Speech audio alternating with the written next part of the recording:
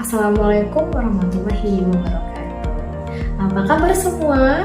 Semangat pagi. Semoga kita dalam keadaan sehat-sehat selalu.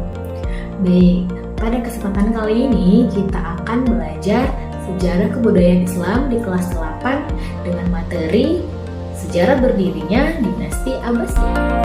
Pembahasan materi yang akan kita bahas tentang dinasti Abbasiyah yaitu asal-usul, ciri khas, tokoh pendiri, periodisasi kekuasaan, dan khalifah termasyhur. Asal-usul dinasti Abbasiyah. Dinasti Abbasiyah adalah daulah yang muncul menggeser kedudukan dinasti Umayyah. Dinasti ini didirikan pada tahun 132 Hijriah atau 750 Masehi. Dinamakan Abbasiyah karena para pendiri dan penguasa dinasti ini adalah keturunan Abbas, paman Nabi Muhammad SAW.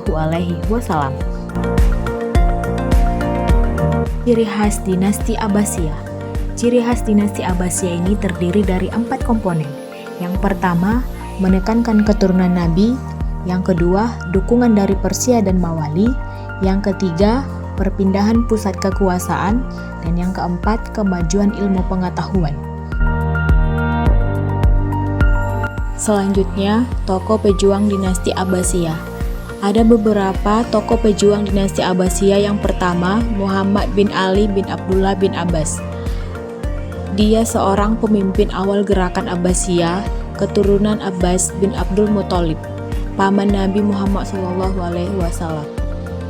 Yang kedua, Ibrahim bin Muhammad atau Imam Abbasiyah. Dia adalah penerus Muhammad bin Ali dalam pemimpin gerakan bawah tanah Abbasiyah. Yang ketiga, Abu al-Abbas Ash-Shafah. Khalifah ini khalifah yang pertama Abbasiyah yang berhasil menggulingkan dinasti Umayyah. Selanjutnya, tokoh yang keempat, Qutbah bin Syaib at-Ta'i. Dia adalah seorang jenderal perang yang membantu Abu Muslim al-Khurasani dalam kampanye militer melawan Umayyah. Tokoh yang kelima, Abu Ja'far al-Mansur. Dia mengkonsolidasikan kekuasaan Abbasiyah dan membangun Baghdad sebagai ibu kota baru.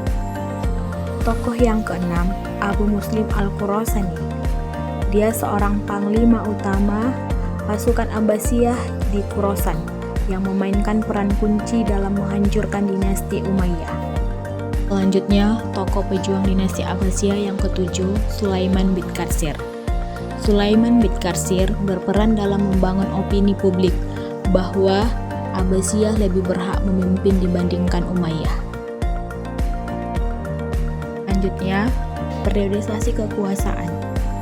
Periodisasi Abbasiyah yang pertama pada tahun 132 sampai 232 Hijriah atau 750 sampai 847 Masehi. Periode pertama dinasti Abbasiyah berlangsung selama 97 tahun dan dipimpin oleh 9 orang khalifah. Mulai dari Abu Abbas Ash-Shafah sampai Khalifah Al-Watsiq. Periode ini disebut dengan periode keemasan dinasti Abbasiyah. Periode Abbasiyah yang kedua pada tahun 232 sampai 334 Hijriah atau 847 sampai 946 Masehi. Periode ini berlangsung selama 99 tahun dan dipimpin oleh 13 khalifah. Periode ini bisa dikatakan sebagai awal melemahnya dinasti Abbasiyah, membuat praktik kebiasaan orang-orang Muslim mengikuti perjalanan perang menjadi terhenti. Periode Abbasiyah yang ketiga pada tahun 334 sampai 447 Hijriah atau 945 sampai 1055 Masehi. Dinasti Abbasiyah berada di bawah kekuasaan Bani Buwayhi. Mereka adalah penganut aliran Syiah yang berhasil mendirikan dinasti di sebelah barat Laut Iran. Selanjutnya, periodisasi Abbasiyah yang keempat pada tahun 447 sampai 590 Hijriah atau 1055 sampai 1194 Masehi. Periode ini berlangsung sekitar 164 tahun. Jika pada periode sebelumnya kekuasaan Abbasiyah berada di bawah kendali Bani Buwayhi, maka pada periode ini kekuasaan berada di bawah kendali kaum Saljuk dari Turki. Saljuk adalah nama keluarga penguasa suku-suku Oghuz di Turki. Saljuk adalah nama suku yang diambil sebagai penghormatan atas nenek moyang mereka bersama Saljuk bin Yaka. Periode Abbasiyah yang kelima. Pada tahun 590 sampai 656 Hijriah atau 1194 sampai 1258 Masehi. Pada masa ini, kekhalifahan tidak lagi dipengaruhi oleh orang-orang yang di sekitar khalifah, tetapi kekuasaan mutlak ada di tangan khalifah. Selanjutnya, Khalifah termasyhur. Abu al-Abbas Al-Shofa, Khalifah termasyhur yang pertama, pada tahun 750 sampai 754 Masehi. Pendiri Daulah Abbasiyah setelah menggulingkan dinasti Umayyah. Dikenal sebagai As-Saffah, si penumpah darah, karena tindakan kerasnya terhadap sisa-sisa Umayyah. Khalifah termasyhur yang kedua, yaitu Al-Mansyur.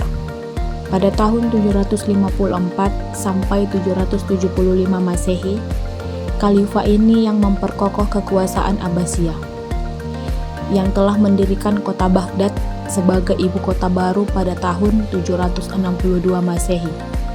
Dia yang mengembangkan administrasi pemerintahan dan ekonomi. Selanjutnya, Khalifah termasyhur yang ketiga, yaitu Harun al-Rasyid pada tahun 786 sampai 809 Masehi. Masa kejayaannya ini sering dikaitkan dengan cerita 1001 malam. Baghdad menjadi pusat ilmu, pengetahuan, dan peradaban Islam, mendukung ilmuwan, cendekiawan, dan penerjemahan karya-karya Yunani. Selanjutnya, Khalifah termasyhur yang keempat, yaitu Al-Ma'mun.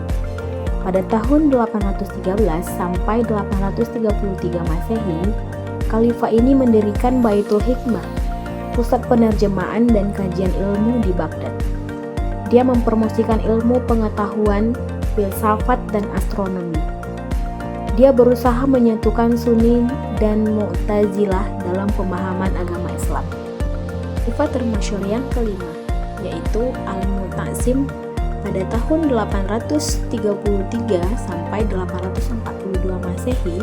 Khalifah ini membentuk pasukan khusus dari tentara Turki. Dia memindahkan ibu kota ke Samarra dan mengendalikan militer.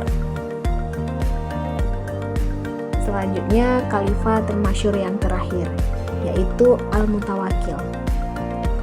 Pada tahun 847 sampai 861 Masehi, Khalifah ini memajukan pembangunan arsitektur Islam, termaksud perluasan masjid di Nabawi, mulai menunjukkan kebijakan anti-Mu'tazilah dan kembali ke ajaran Sunni Ortodoks.